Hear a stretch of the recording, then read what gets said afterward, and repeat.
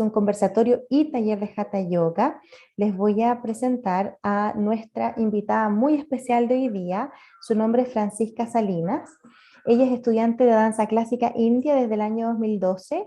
Comenzó sus estudios en Bharatanatyam para luego viajar a perfeccionarse a India en el año 2017, en donde aprendió el estilo Odissi junto al gurú Dilip Mahopatra en Odissi Research Center, Manasi Pandya Raghunandan en, me perdonas la pronunciación, Abhiyaki Dance Center y Yagandata Pradhan en Rudrashya Foundation.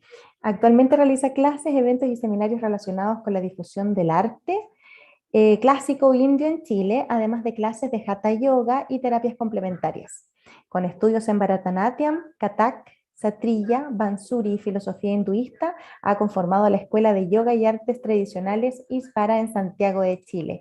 Muy bienvenida, Fran. Estamos demasiado contentos de tenerte con nosotros y esperamos que la gente aproveche todos tus conocimientos y nos vayamos llenos de nuevas experiencias. Así que te dejo con nuestra audiencia.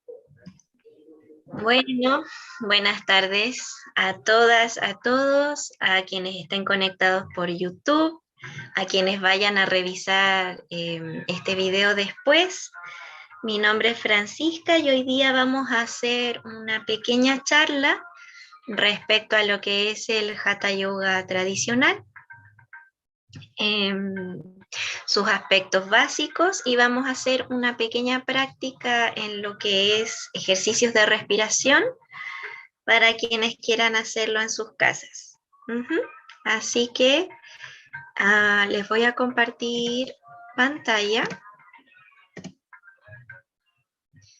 Tenemos hasta las 5:30, si no me equivoco.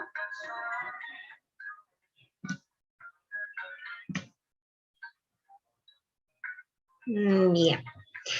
Entonces, primero dar las gracias a la organización de la Facultad de Humanidades USACH, a Roxana Orrego, a Silvia Arias y a la decana Cristina Moyano por hacer posible este ciclo, donde estamos tratando varios artistas chilenos de dar a conocer lo que es el arte clásico indio en nuestro país, con muchísimo esfuerzo y muchísima dedicación.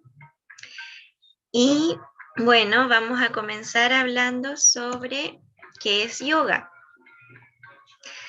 Muchas y muchos conocerán ya la práctica de yoga, más de alguno, alguna ha ido a un centro, ¿cierto?, con su mat de yoga, a tomar clases, o ha participado en otros tipos de conversatorios, o lo conocen como una técnica para bajar el estrés, o para tonificar la musculatura, o para bajar de peso, o para ser más ágil corporalmente, o para aprender a meditar también y poder aquietar la mente, digamos, de estados más iracundos.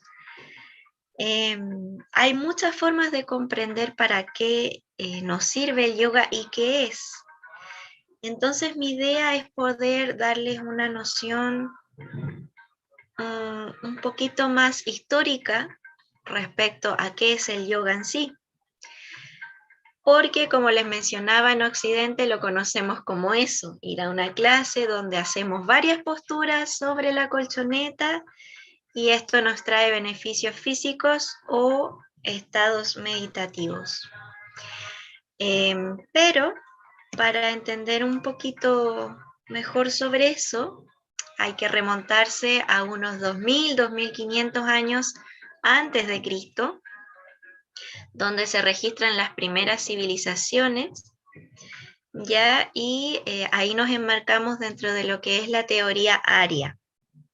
Pasa que para algunos académicos y filósofos hay una teoría, que es la teoría aria, que habla que un pueblo, que se hacían llamar a sí mismo arios, que significa los nobles o aquellos de la nobleza, fueron moviéndose a través del continente y luego llegaron hasta la zona que hoy conocemos como India, que es la tierra de Bharata.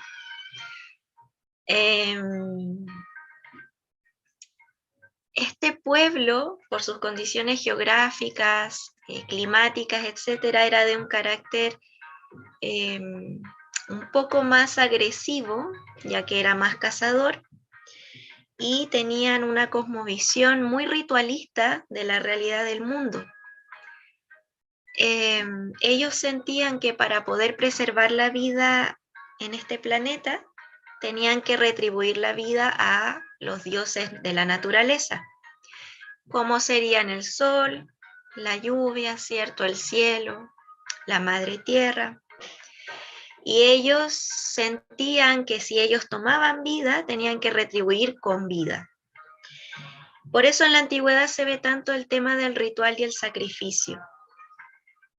Y en muchas culturas indígenas antiguas se practicó el tema del sacrificio humano, del sacrificio de animales, de los rituales por medio de la danza, de la música, de la ofrenda, etc. Entonces, bueno, este pueblo que llegó a la zona de Bharata, que es lo que hoy conocemos como India, llevó estas costumbres hacia esa zona y se empezaron a mezclar con el pensamiento tántrico antiguo, dravidiano.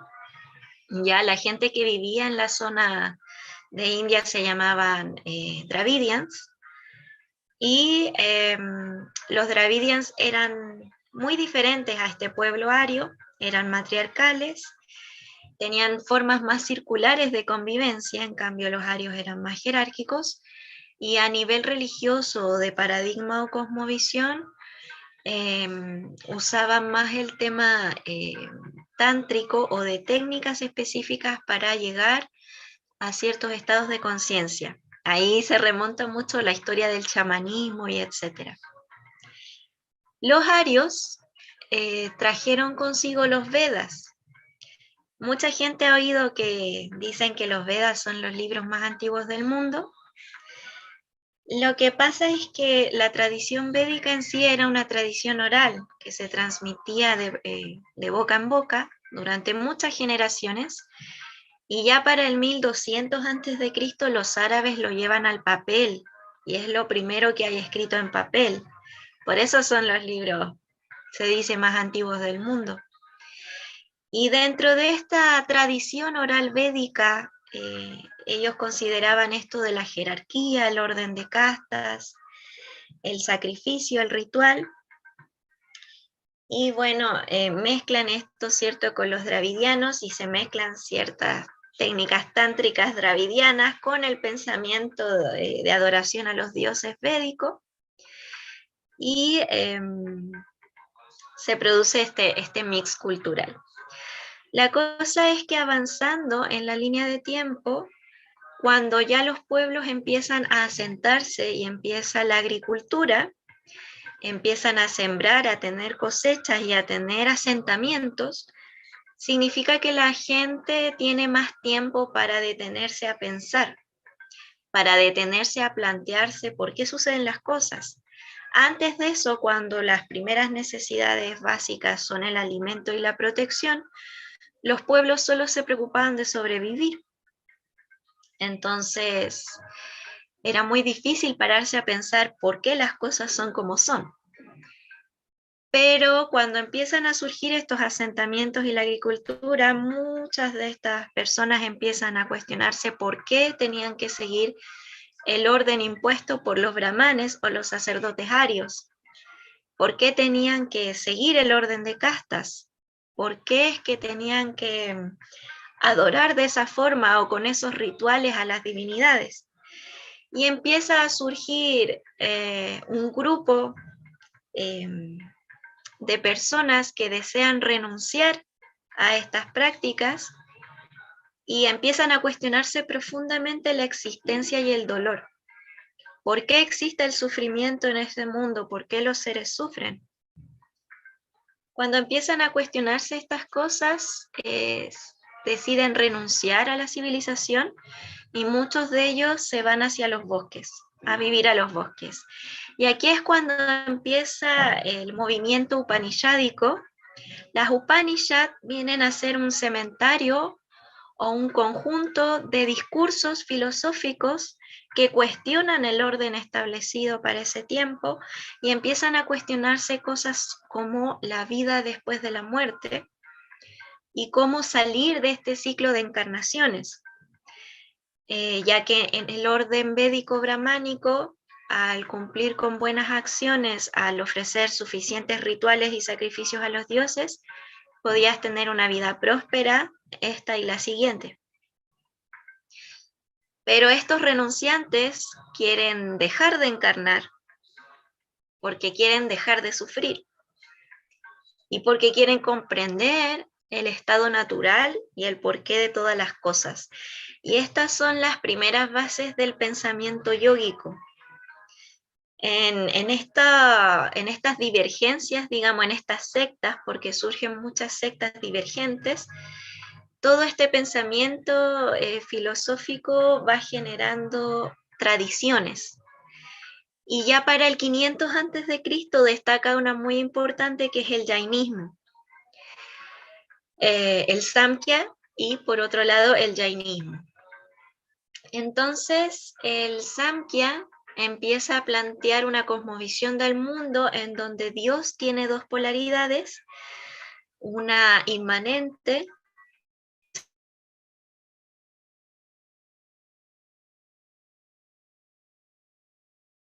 espíritu puro, que es masculina, y de esta y se generan los sentidos, se generan los mundos, los planetas, etc. Y surgen de aquí también tres modalidades de existencia que los seres enfrentamos y que nos constituyen como ser sintiente, que son tamas, rayas y sattva. Entonces el aspecto tamásico de la existencia viene a ser una cosmovisión o una cualidad de pesadez, de incertidumbre, de oscuridad. Quizás nosotros lo veamos como algo más negativo, pero no es negativo, porque si se los pongo en términos como de prácticos, por ejemplo, una semilla que está bajo la tierra y que aún no germina, estaría en un aspecto tamásico de su existencia. Y cuando ya el tallo empieza a hacer fuerza para ir contra la tierra y emerger hacia la superficie, pasaríamos a un aspecto rayásico. Raya guna tiene que ver con el movimiento, la pasión, ¿ya? La fuerza, lo que mantiene la vida en el mundo. Y sattva guna viene a ser el aspecto de la bondad, de lo sutil, lo efímero, lo espiritual, ¿cierto? Las ideas, el mundo de las ideas.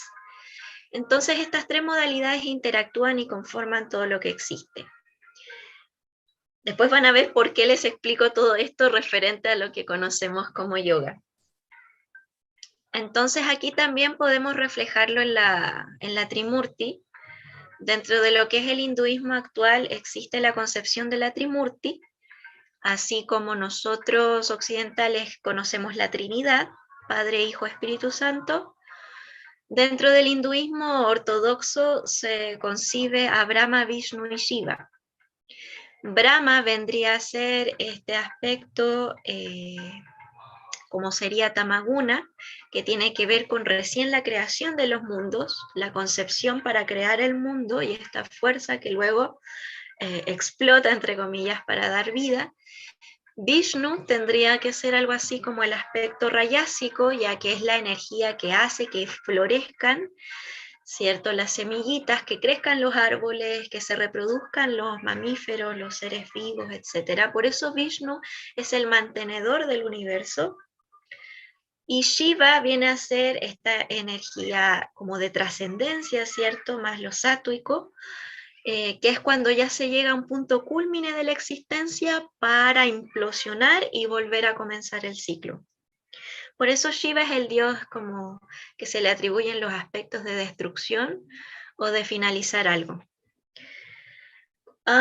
Entonces, bueno, esto después, hoy día a las 6 hay una charla de Ayurveda donde se les va a explicar mejor el tema de los gunas.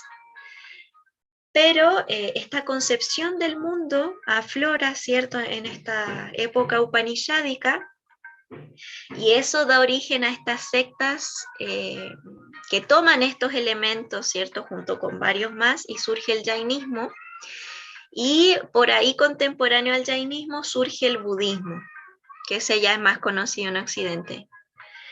No surge el budismo como tal, sino que surge Siddhartha Gautama, quien era más o menos contemporáneo a Mahavira, el precursor del jainismo, pero que concibe una forma diferente, digamos, de experimentar la espiritualidad, ya que todos estos renunciantes que querían dejar de sufrir, que querían abandonar la rueda de encarnaciones, piensan que la forma de hacerlo es renunciando a toda acción y solamente meditando, que por medio de la meditación se logra la trascendencia.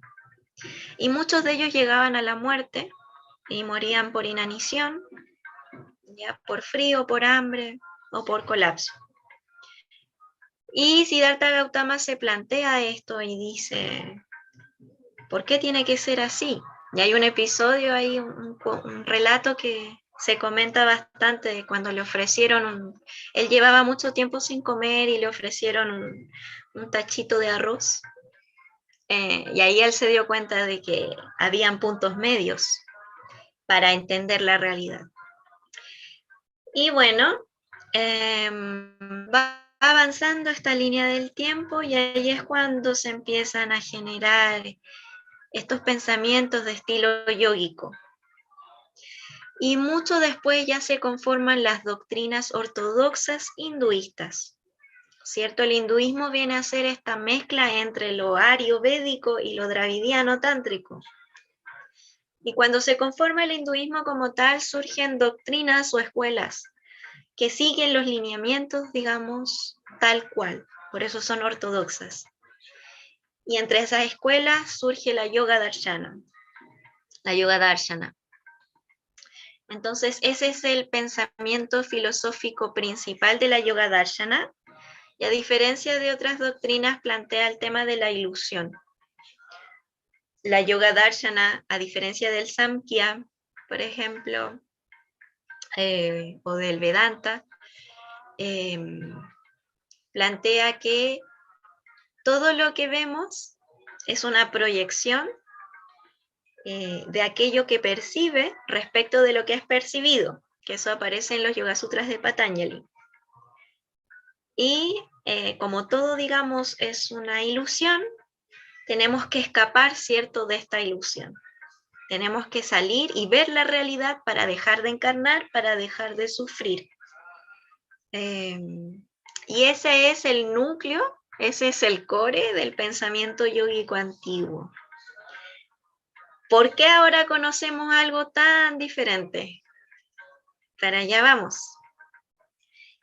Y al que le interese o la que le interese saber más, puede leer los Yoga Sutras de Patanjali, el Hatha Yoga Pradipika, que son textos clásicos que explican más o menos este pensamiento filosófico. Entonces hasta aquí tenemos que el yoga en sí es filosofía. El yoga comienza como una necesidad del humano por entender algo, algo que es superior, y entenderlo desde una perspectiva diferente a lo que había hasta ese tiempo, que era el poder religioso. Entonces, bueno, va avanzando, ¿cierto?, esta línea de tiempo, avanza muchísimo hasta después de Cristo. Durante el medioevo había un auge muy grande de estas prácticas yógicas, pero se fueron considerando como parte de la hechicería. Se fueron mezclando unas escuelas con otras, eso es más largo de explicar y da para harto ratito. Pero de ahí vamos a ir avanzando, hasta que lleguemos hasta el año 1800. Para los años 1800 surge en el occidente, en Europa, el auge del espiritismo.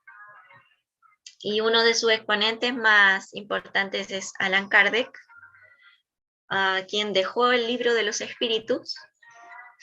Y eso instauró una chispa, digamos, en los occidentales a cuestionarse y saber más respecto a estos mundos trascendentes y a estas preguntas filosóficas que se hacían los yogis en la antigüedad.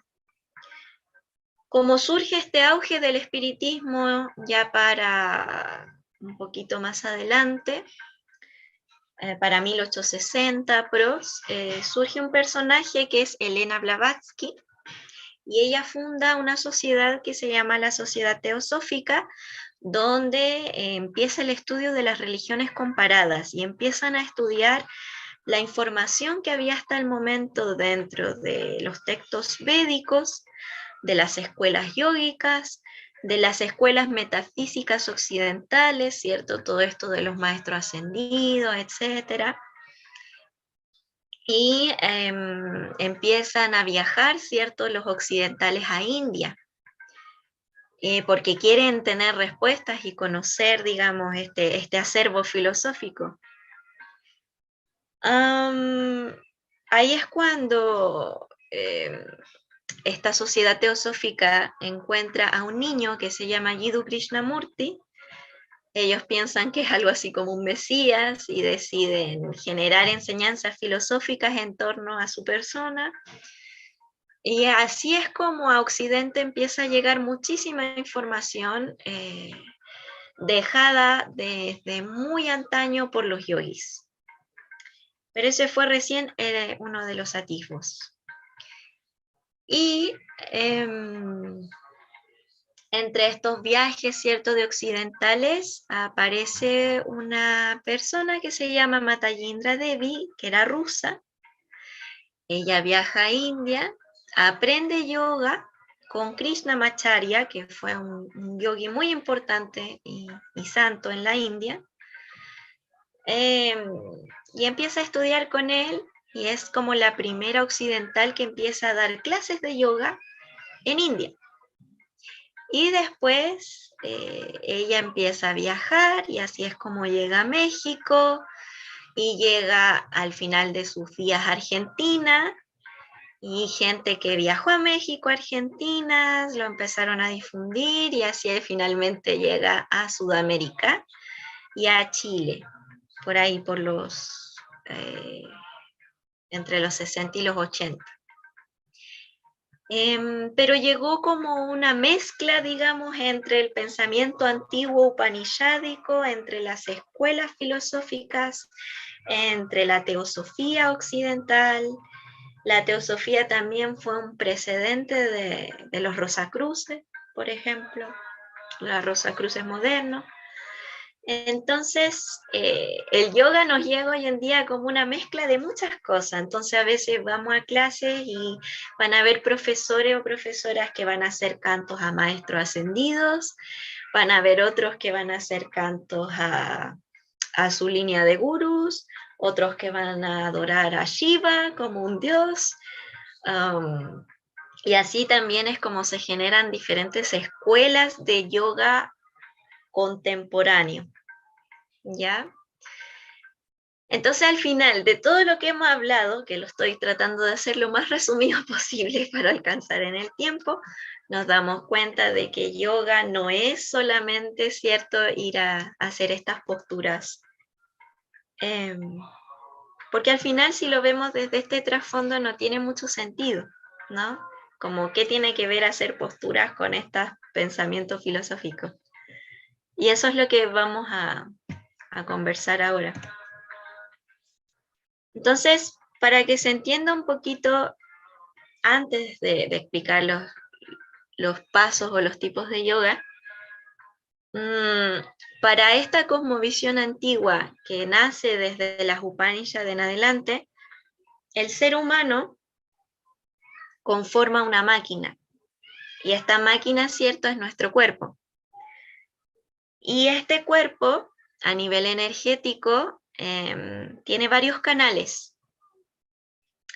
Todas estas líneas que ustedes ven acá vienen a ser canales energéticos, algo así como cables, donde se conduce un tipo de electricidad que anima la vida. Si nosotros nos preguntamos, ¿qué hace que mi corazón lata? Y bueno, tenemos la explicación científica, ¿no? Pero si nos vamos como bien al fondo, bien al fondo, bien al fondo, ¿qué hace que la célula responda de esa forma?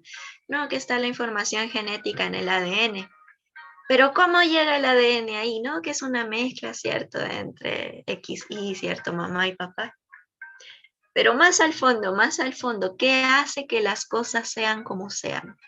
Los yogis se lo explican de esta forma, que la máquina humana está conformada por estos canales energéticos. Se llaman nadis y tenemos cerca de 72.000 en una sola máquina humana.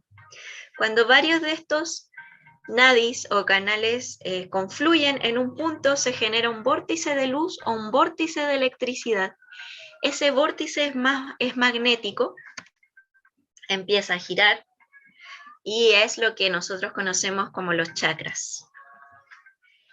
Entonces, usualmente creemos que tenemos 7 chakras, ¿cierto? Que van a lo largo de la columna vertebral. Son los vórtices más grandes en donde confluyen más nadis, pero tenemos muchísimos chakras. Tenemos chakras en las manos, en los pies, en los dedos, en la cara. En todos lados tenemos chakras, pero hay 7 que son los principales, que son los que más se conversan, los que más se difunden, ¿cierto? Que aparecen aquí desde la base de la columna hasta la coronilla. Como el yogi antiguamente concebía la máquina humana de esta forma, el yogi trata de entender cómo funciona para controlar esta energía, para usarla a su favor, para poder llegar a unos estados alterados y superiores de conciencia, iluminar partes del cerebro que se encuentran dormidas, para tener mayor capacidad psíquica, para poder ver más allá de este maya, de esta ilusión, y poder salir de la rueda de encarnaciones y poder trascender finalmente. Entonces ellos se preguntaban todo, se preguntaban muchas cosas. Entonces ahí tenemos, ¿cierto? Ida y Pingala. Aquí dice Ida Nadi, ¿sí? Ida Nadi va a ser nuestro canal energético que se encuentra al lado izquierdo de la columna vertebral. Pingala Nadi se encuentra al lado derecho. Los yogis dicen que por estos dos canales principales circula energía fundamental que va a confluir en estos vórtices, en estos chakras que están al medio en la columna, para llegar a iluminar el cerebro y por lo tanto trascender. ¿Por qué es importante entender eso? Porque de aquí en adelante las posturas que hacemos sobre el mat de yoga, los ejercicios de respiración, los cantos, los mudras y todo lo que se hace en una sesión de yoga tiene que ver con esto.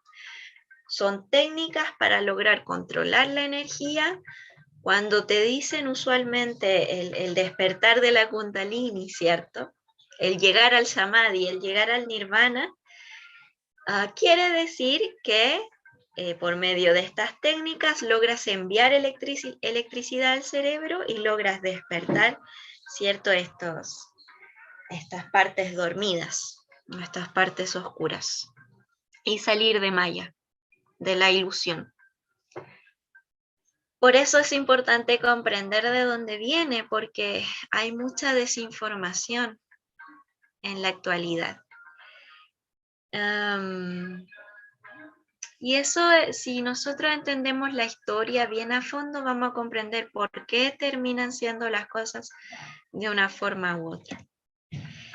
Entonces, bueno, ya sabemos un poquito sobre las bases filosóficas antiguas del yoga. Sabemos un poquito sobre la anatomía sutil yógica de la máquina humana para lograr el estado de yoga. Ahora vamos a ver las técnicas concretas que se utilizan en el Hatha Yoga tradicional. Y lo primero que vamos a utilizar son los Shatkarmas o los Shatkriyas, que aparecen aquí en este dibujito. Un Shatkarma significa limpieza, son técnicas de limpieza o purificación y tradicionalmente son 6 técnicas. ¿Por qué? Porque el Hatha Yoga nace, ¿cierto? Por allá por el 500 después de Cristo, y toma la información que había hasta el momento, la toma 2 personajes que son Matsyendranath y Goraknath, que eran yogis, ¿cierto? Practicantes de una secta que es el culto Nat, que es shivaísta, seguidora de Shiva, toman la información que había y deciden generar un sistema para que todas las personas, por medio de estas técnicas, pudieran manejar su energía, la energía que circula en los nadis, hacerla subir por la columna, ¿cierto? Que esta kundal o esta energía dormida suba por la columna e ilumine el cerebro. Y ellos plantean que lo fundamental es tener una máquina humana limpia, por fuera y por dentro. Dice que es fundamental para que la energía circule bien por estos circuitos, porque cuando tenemos el cuerpo sin ejercicio, con mala comida o con mal aseo, la mente se ensucia porque los canales energéticos se bloquean, la energía no circula y te estancas. ¿Y qué pasa con el agua cuando se estanca? Se pudre y se genera la enfermedad. Entonces, para los yogis es muy importante la limpieza. Y estas son las primeras técnicas, ¿cierto? Shatkarmas o Shatkriyas. Entonces tenemos Dauti.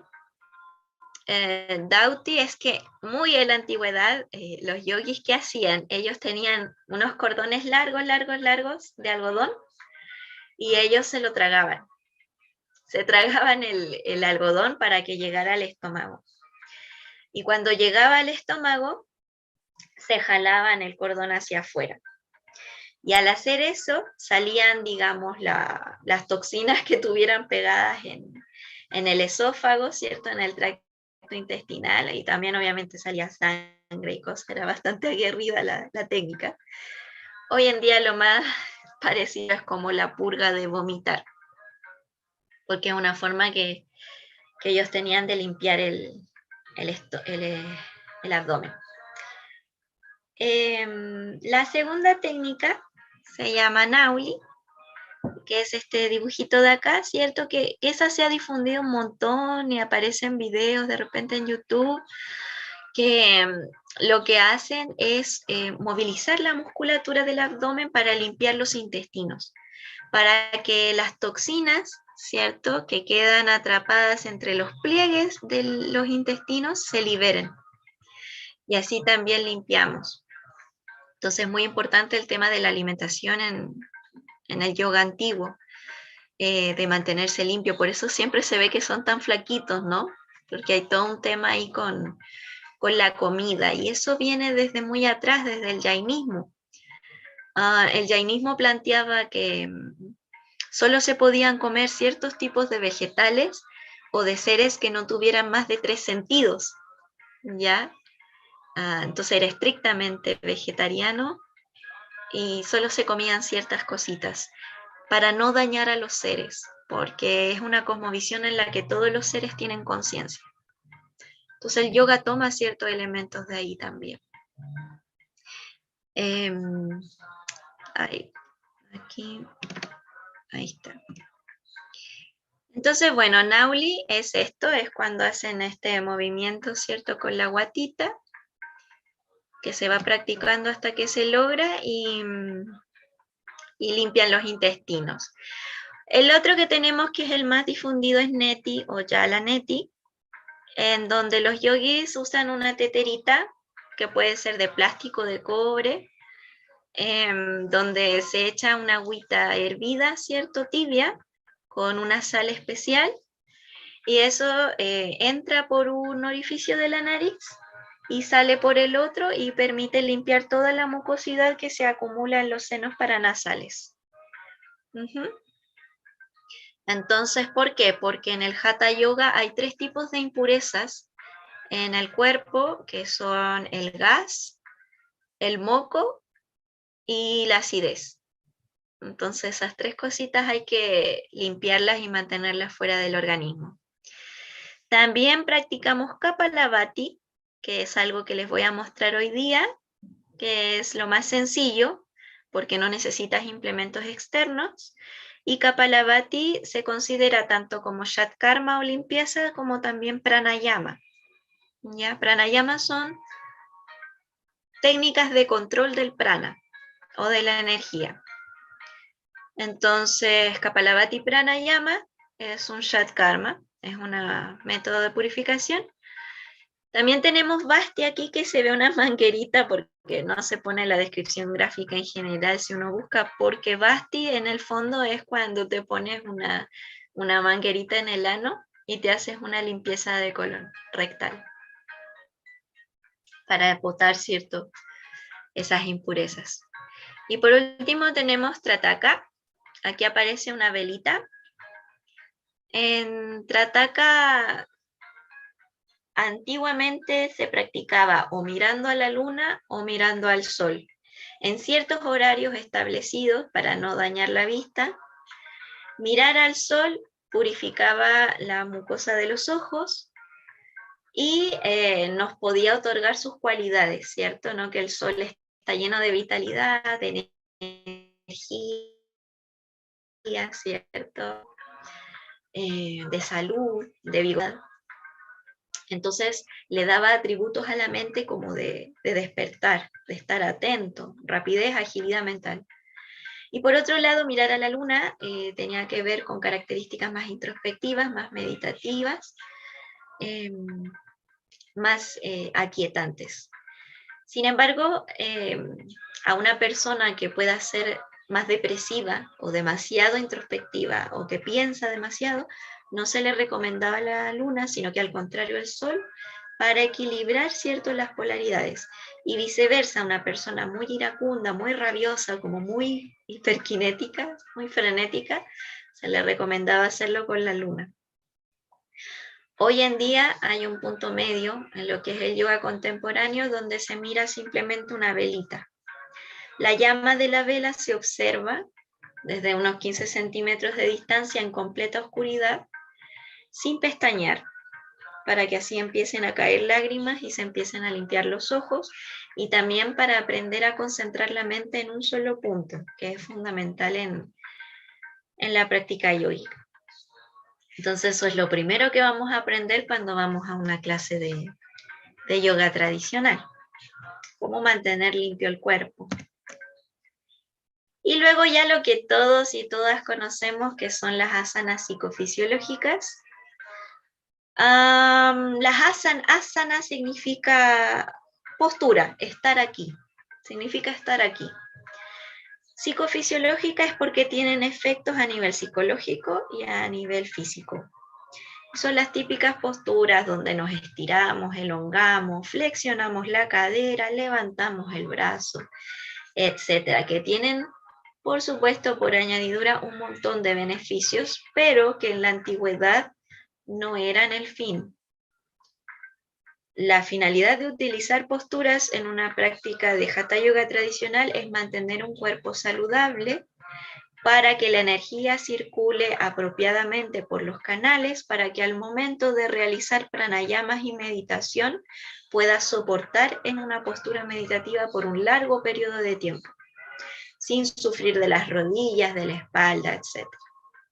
Por eso se da énfasis a las posturas, y así es como está ordenado en los 8 limbos de Patanjali, que vamos a ver un poquito más adelante.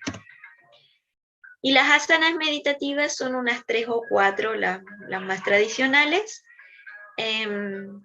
Los piecitos también tienen un significado, la ubicación de los pies, porque en las plantas de los pies también tenemos chakras y queremos que la energía se invierta, ¿cierto?, hacia arriba o hacia la columna. Lo mismo los mudras.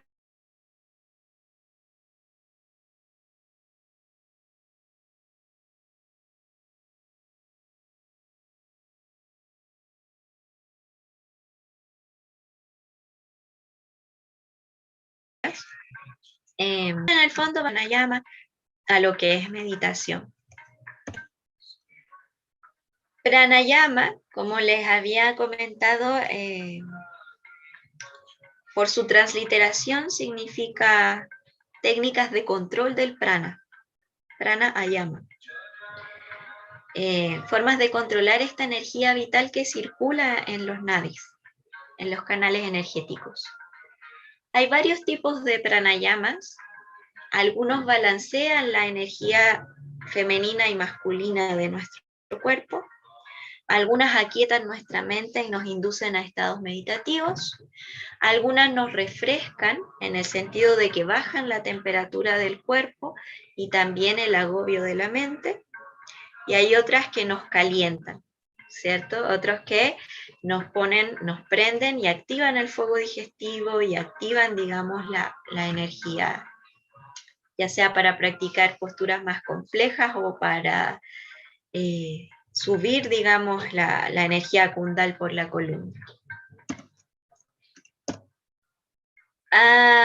Cuando yo les hablaba de este periodo de tiempo entre lo upanishádico y lo contemporáneo, surge un personaje también contemporáneo a Siddhartha Gautama, que es Buda, y a Mahavira del Jainismo, que es Patanjali. Sin embargo, para todo lo que es historia de India, siempre las fechas son bien inciertas y va a depender del historiador. Pero podemos enmarcarlo más o menos en esta época y él recopiló la información que había y creó los Yoga Sutras de Patanjali. Y en estos Yoga Sutras son una especie de como de texto mandatorio en donde se explican estas fases que les estoy explicando ahora. Vieron que empezamos con las limpiezas. Las limpiezas tienen que ver con yama y niyama, que son las regulaciones. Aparte de las limpiezas corporales, también hacemos limpiezas de conducta, de la ética y la moral de la persona que practica. Luego pasamos a las asanas, ¿cierto? Que tenemos psicofisiológicas y meditativas. Luego pranayamas, que tenemos para equilibrar, ¿cierto? Para relajar, para enfriar, etc. Y luego ya vienen estados más profundos. Pratyahara son técnicas meditativas para que lleves tu concentración a un solo punto y te abstraigas de los sentidos. Y así tu mente se vuelve filosa, en el sentido de que es capaz de direccionarse a un punto y mantenerse ahí por cierto tiempo. Eso significa que mejora profundamente la concentración. Y necesitamos eso para llegar a los estados profundos de conciencia, donde se experimentan, por ejemplo, liberaciones naturales de DMT desde el cerebro, y aparecen estas visiones y estas cosas más psíquicas. Y eso es cuando ya entramos en Dharana Dhyana. Y bueno, Samadhi se supone que es como el culmine de la experiencia. No queda claro, según los textos, si es la muerte en sí, cuando el yogi muere realmente y se libera, o si es un estado del momento. Ahí va a depender, y solo quien lo experimente va a poder como comentarlo, entre comillas, si es que lo comenta. Entonces, bueno, estos son los 8 limbos. Eso es yoga. Lo hice lo más acotado posible.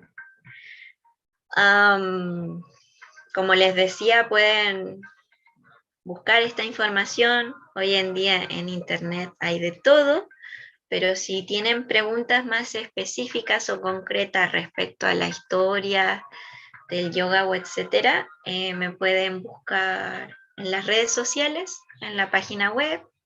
Está todo ahí en el Instagram de la Facultad de Humanidades de la USACH. Entonces, bueno, esto es Hatha Yoga tradicional. Sabemos que hay otros tipos de yoga. Muy conocido está el Kundalini Yoga. El Kundalini busca lo mismo que el Hatha, que es que esta energía kundal, que es como una energía especial, suba, digamos, por la columna para iluminar el cerebro, pero el Kundalini Yoga fue transmitido por un maestro que practicaba la religión Sikh de la zona de Punjab, en India. Por eso ellos usan turbantes blancos, turbante en la cabeza y se visten de blanco. Y siguen a otros gurús porque es otra religión. Es un yoga que se enmarca dentro de otra religión. En cambio, el Hatha Yoga se enmarca dentro del hinduismo. Y también surgen escuelas que son más terapéuticas y más psicofisiológicas, que se enfocan, por ejemplo, en la alineación del cuerpo, como es el Iyengar Yoga o el Ashtanga Yoga. Hay otras que son más meditativas, pero que buscan lo mismo también, como el Kriya Yoga, que se difundió mucho en Occidente con Yogananda Paramahamsa. Y así. Bueno, hoy en día hay Purna Yoga, que es como el yoga integral de Sri Aurobindo, e incluso hay como nuevos métodos. Pero la finalidad real, filosófica, profunda del yoga es esa. E incluso a veces, debatiendo con otras personas, llegamos a la conclusión de que cualquier proceso que implique una meditación y un cuestionamiento profundo respecto al quehacer del humano en este mundo es un proceso yógico. Y que incluso un pintor que está bien inserto en su obra está experimentando un estado de yoga, ¿no? De comunión. Porque la palabra yoga en sí es eso, significa unión o comunión. Entonces, bueno, yo les quería mostrar brevemente una práctica simple de lo que es Kapalabhati Pranayama. Entonces, en Kapalabhati Pranayama, lo que tenemos que hacer, ya sea estemos sentados en una silla o estemos en un mat de yoga en el piso, con las piernas cruzadas, etc., enraizamos bien, si estamos en la silla, las plantas al piso, y si no, nos sentamos cómodamente en Sukhasana, y lo importante es quedar sobre los isquiones. Los isquiones son los huesitos que están en los glúteos. Entonces, si te cuesta, te puedes tomar un glúteo, llevarlo hacia atrás y te sientas bien. ¿Por qué? Porque eso le va a dar estabilidad a tu columna. Ahora lo segundo importante es que puedas, inhalando por la nariz, llevar los hombros hacia las orejas y al exhalar, llevar los hombros hacia atrás y abajo.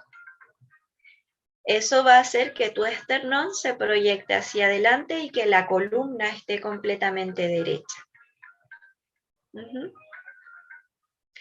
Desde ahí podemos colocar nuestras manitos en Yan Mudra, juntando el índice y el pulgar sobre las rodillas, o podemos colocar la mano izquierda sobre la mano derecha en el regazo.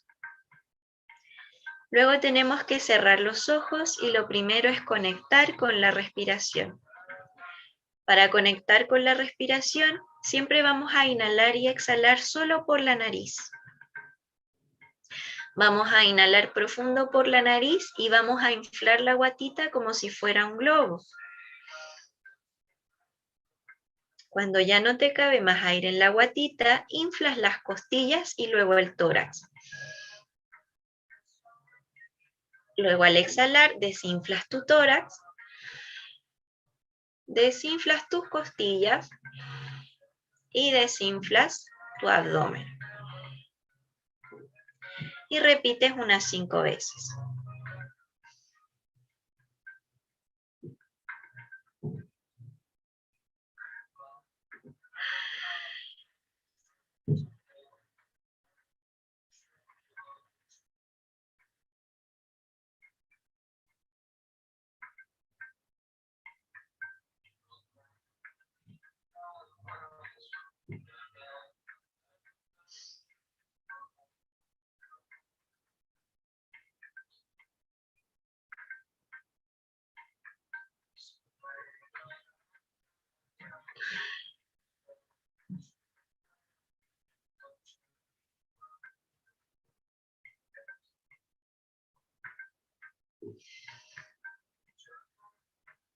Recuerda inhalar en estas 3 fases y al exhalar dejar salir cualquier tensión que vaya desde la cabeza hasta la punta de los pies.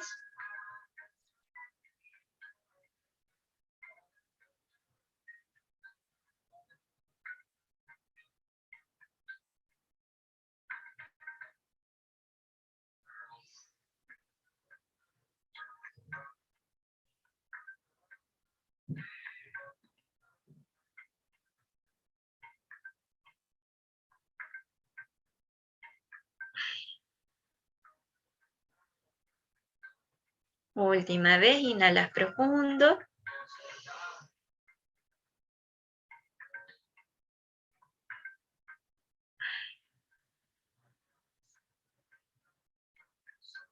Abrimos nuestros ojitos, manteniendo la espalda recta, bien sentada, sentados sobre los isquiones, con las manitos sobre el regazo o permaneciendo en Yan Mudra.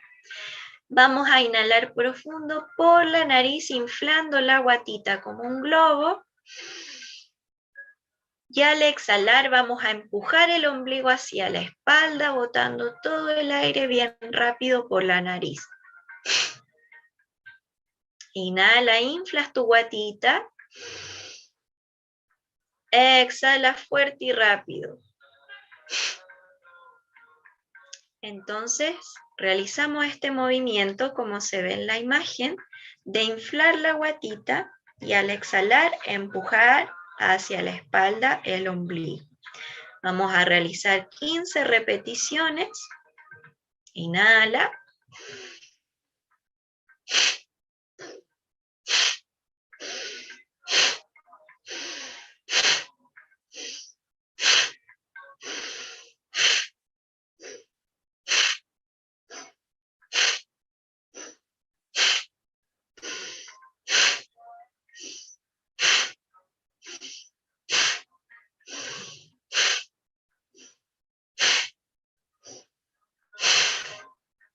Inhala. Exhala, botas todo el aire normal. Inhalas y exhalas con normalidad. Entonces, normal de repente si sale mucosidad o te dan ganas de estornudar, ya, o se te devuelve un poquito la comida. Siempre es bueno practicar Kapalabhati con el estómago vacío. ¿Por qué? Porque es esta técnica, ¿cierto?, de limpieza, que aparte de aquietar tu mente y aclarar tus pensamientos, va a expandir tu capacidad pulmonar, va a trabajar la musculatura del abdomen. Entonces aprendemos a captar mucho más aire. Vamos a realizar 2 series más de 15 bombeos cada una y luego pasamos al siguiente pranayama. Entonces, bien sentado, sentada, sobre los isquiones, inhalamos profundo y comienza.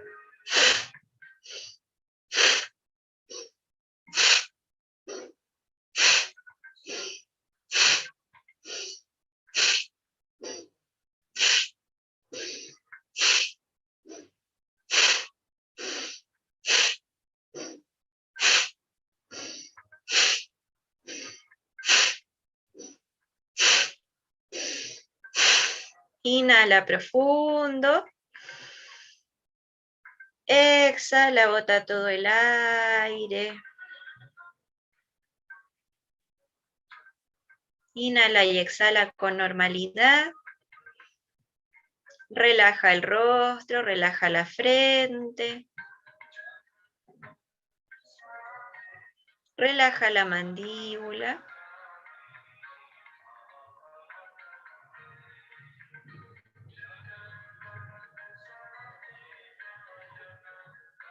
Y vamos por la tercera y última insistencia de Kapalabhati Pranayama. Inhalamos profundo por nariz, inflando el abdomen. Y comienzas.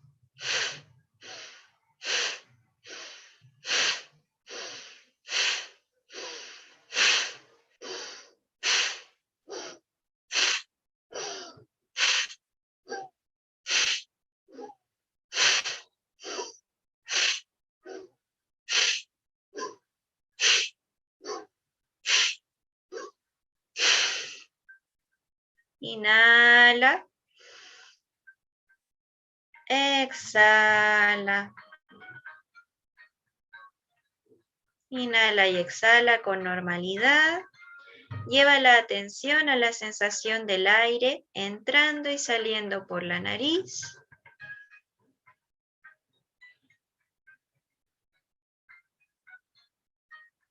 Y suavemente vamos abriendo los ojitos. Y vamos a notar, si ejecutamos este ejercicio, que nuestra mente va a estar mucho más relajada que cuando recién comenzamos. Este sería Kapalabhati Pranayama.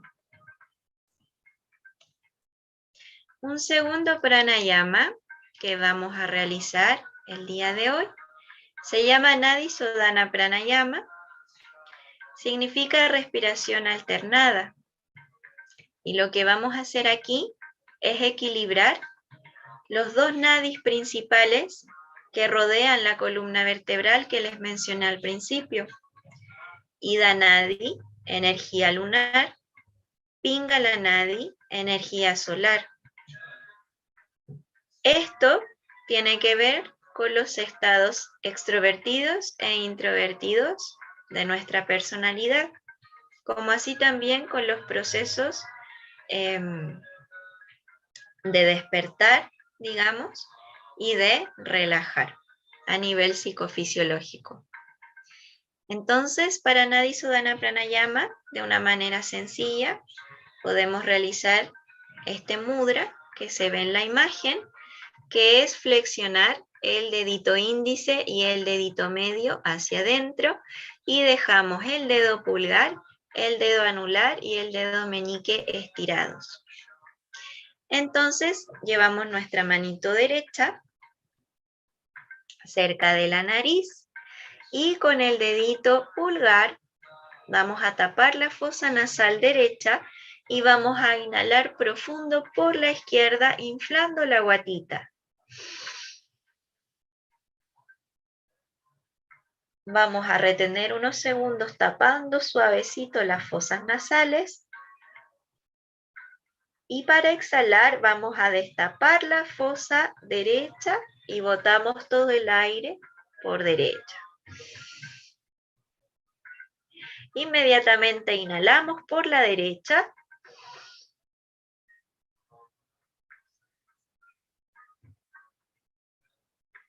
Tapamos. Retenemos el aire en nuestro interior. Destapamos la izquierda y botamos.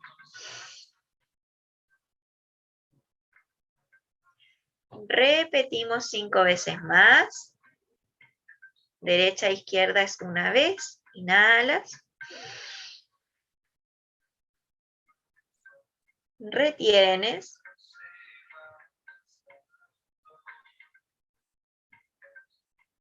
Exhalas.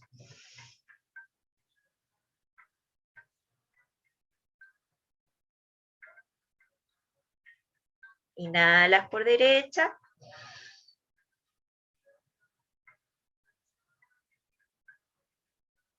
Retienes.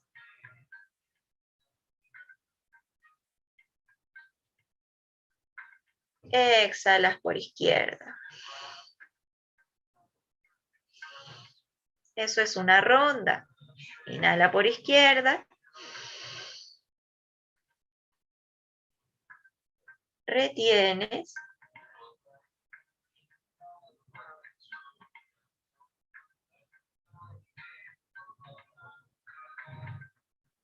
Exhalas por derecha.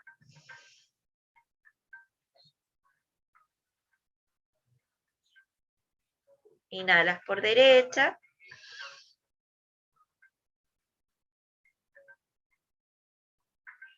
Retienes.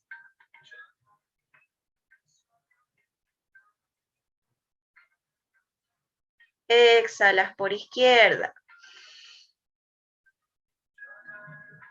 Van 2 rondas. Inhala por izquierda.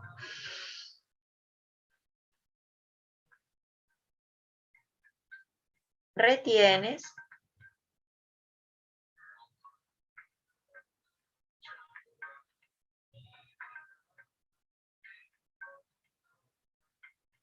Exhala.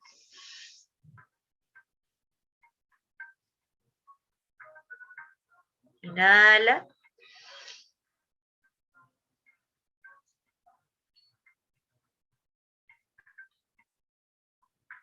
retiene,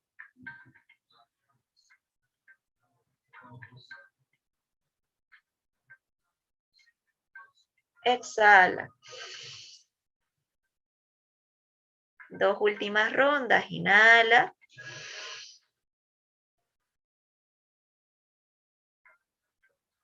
Retiene.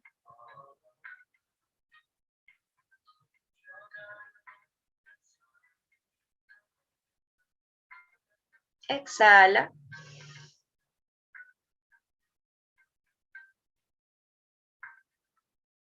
Inhala.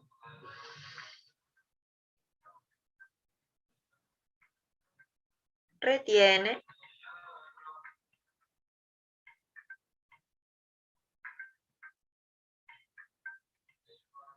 Exhala. Última ronda, inhala profundo.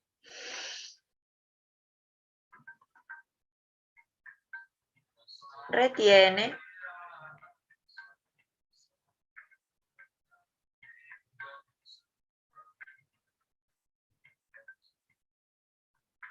Exhala.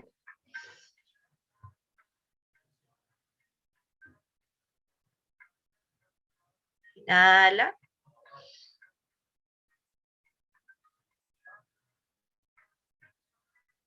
Retiene.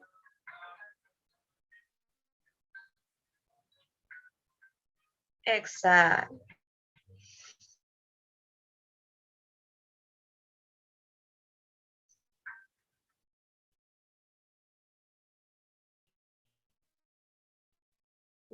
Relajamos la manito. Tensión en la sensación de aire.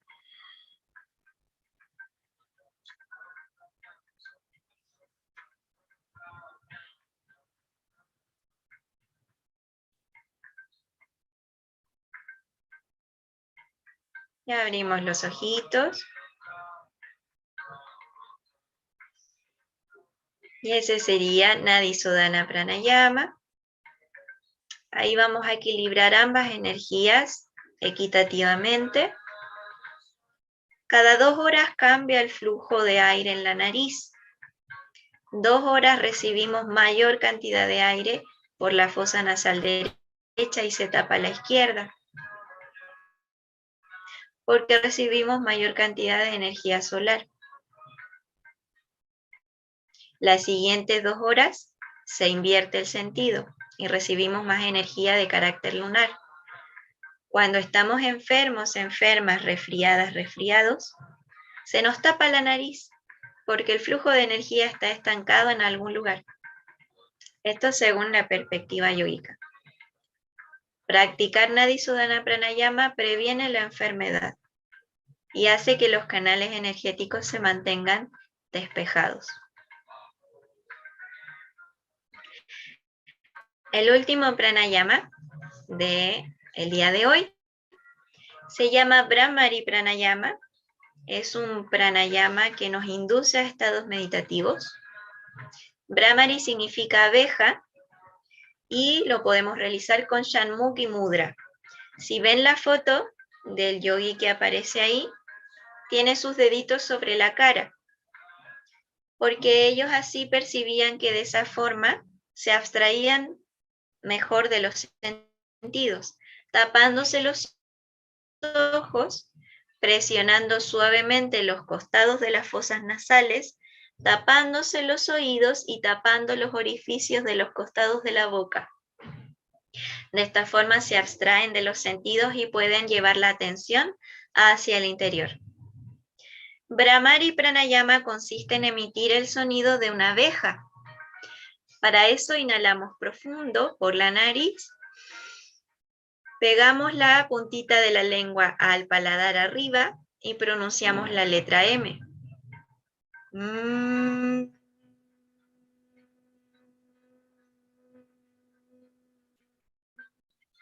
Como si fuera el sonido de una abejita.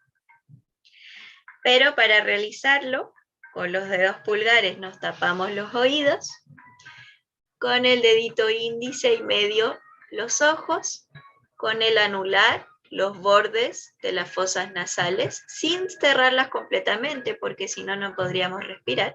Es solamente presionar acá un poquito y los bordecitos de la boca. Vamos a hacer Shanmukhi Mudra. Vamos a inhalar profundo por la nariz y vamos a emitir este sonido. Inhalas.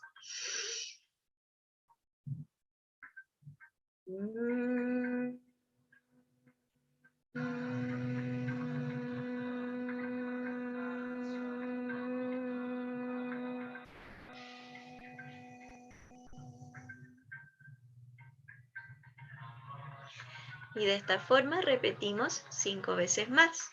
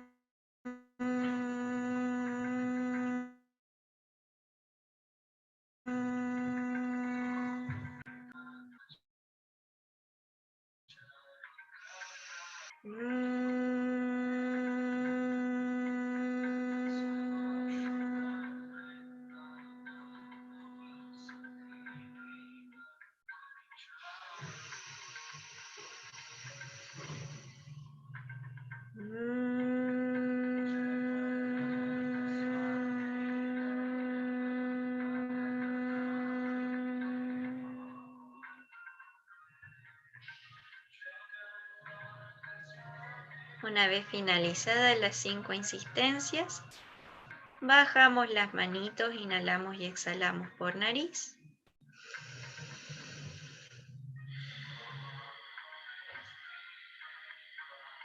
Abrimos los ojitos. Y nos vamos a haber dado cuenta si realizamos este pranayama, que si ponemos especial atención en el interior, se siente un sonido muy profundo. Este sonido recibe el nombre de Anusaranada. Para esta teoría yógica, el universo se originó de la vibración. Esta vibración es un sonido. De ahí viene el famoso Om. Se supone que el Om fue esta primera vibración captada, de la que se producen todas las cosas. Y esta vibración reside en todo lo que existe, entonces si hacemos técnicas meditativas profundas, vamos a poder llegar a escuchar este Anusaranada en nuestro interior. Y también los yogis en la antigüedad hacían estos ejercicios para escuchar sus sonidos internos de los órganos, del movimiento de los intestinos, y estudiaban muy profundamente el sistema endocrino de la máquina humana para entender cómo funcionaba el tema hormonal y cómo usarlo a su favor también. Entonces, bueno, hay historias bien lindas de que al practicar esto profundamente por harto tiempo empiezas a escuchar estos sonidos interiores parecidos a una flauta o a campanitas o cosas así.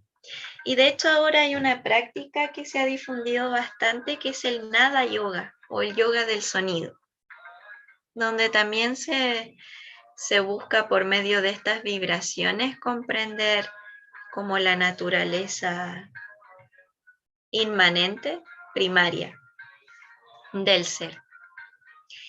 Entonces, bueno, hasta aquí sería por hoy. Estos serían los ejercicios. Los pueden practicar en sus casas. Nosotras como escuela estamos haciendo una formación en estudios yógicos donde las chicas ya van en segundo año pero este año recién están empezando a practicar lo que es dar clases. Entonces tenemos clases gratuitas los días jueves por Zoom a las 8:30, donde las chicas van practicando e integrando todas estas técnicas y conocimiento, así que si hay personas que les gustaría participar, nos pueden buscar y les añadimos al grupo de WhatsApp donde vamos enviando los links todas las semanas.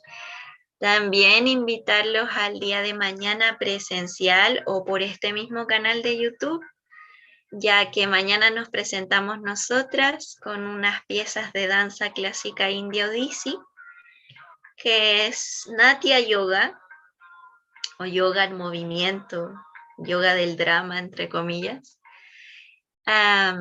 Esto va a ser desde las 11 de la mañana en adelante. También va a haber música clásica en vivo y un taller gratuito de danza clásica india Odissi para quien quiera también entender y conocer las bases de este tipo de arte. Y bueno, muchas gracias. Ahí está la página web para quienes se hayan conectado. Y muchas gracias también a la facultad por la oportunidad. Así que eso, gracias Tania por participar. Cualquier duda, consulta, la pueden hacer ahora o algo que quieran acotar. Muchas gracias. Muchas gracias, Fran. Invitamos sí, a quienes se hayan conectado a través de Zoom, si tienen alguna consulta, este es el momento para contactarse con Fran y aclare las dudas que podrían haber quedado. Pueden activar sus micrófonos, los invitamos a participar. Pero parece que no, Fran, parece que quedó todo muy claro. Yo la verdad es que agradezco mucho los ejercicios, hacían falta. Ahí, ¿alguien activó? No, somos nosotras. Muchas gracias, Fran. Nos vieron por YouTube también, así que le mandamos un saludo a todos quienes se conectaron a través de YouTube. Recordarles también que el día de mañana seguimos teniendo conversatorios online y a las 6 de la tarde mañana estaremos presentando en exclusiva la danza de... ay, ayúdame con el nombre, Fran, por favor. No me quiero equivocar. Jayanta Pradhan. Sí, que nos mandó en exclusiva su danza desde India y la vamos a estrenar nosotros mañana a las 6 de la tarde a través de nuestro canal de YouTube. De todas maneras, también los dejo invitados para hoy día, también a las 6 de la tarde, al conversatorio de nutrición y ayurveda que Fran también mencionaba en un comienzo de su conversatorio, de su taller. Así que agradecerles nuevamente, Fran. Y nos vemos mañana, porque Fran se presenta mañana con nosotros en nuestra actividad presencial entre las 11 y las 2:30, quizá. Sí, a las 11 son los músicos y a las ¿Verdad? 11:30 partimos nosotros hasta las 12 y a las 12:30 el taller de danza. Perfecto. Sí, esto fui testigo de esa prueba de piso y se viene muy, muy bueno. Así que los dejo a todos invitados y muchas gracias por acompañarnos hoy. Gracias, Fran. Nos vemos, un abrazo.